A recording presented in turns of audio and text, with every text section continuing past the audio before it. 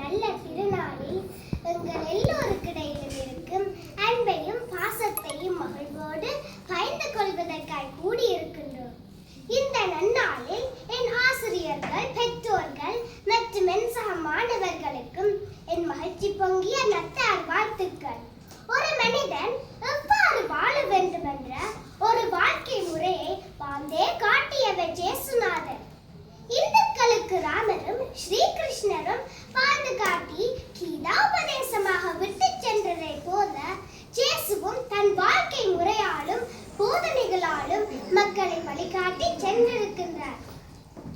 இயேசுநாதர் உன்னை போல் உன் அயலவனையும் நேசி என்றார். யாரை இயேசுநாதர் அயலவன் என்றார்? நாம் வாழும் அதே பூமியில் நாம் சுவாசிக்கும் அதே காற்றை சுவாசிக்கும் ஒவ்வொரு மனிதனையும் அயலவன் என்றார். அந்த எல்லா அயலவரிடமும் அன்பு காட்ட சொன்னார். எல்லோரின் அன்புக்கும் உம்மை ஆளாக சொன்னார். ஆனால் நாமோ அன்பு செலுத்தி வாழ்வதற்கே நேரமில்லாத போது அதர்மிகளாகி ஒருவரை ஒருவர் பகைப்பதில் நேரத்தை செலவிடுகின்றோமே. இப்படி பெயரை வளர்ப்பதன் மூலம் எதை சாதிக்க போகின்றோம்?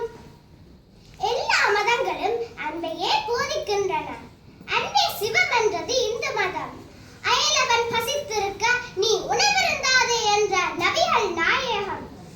எல்லா உயிர்களிடத்திலும் அன்பு காட்ட சொன்னார் கௌதம புத்தர். இப்படி எல்லா மத மகான்களும் அன்பை போதிப்பதற்காக அவதரித்தவர்களே. இப்படி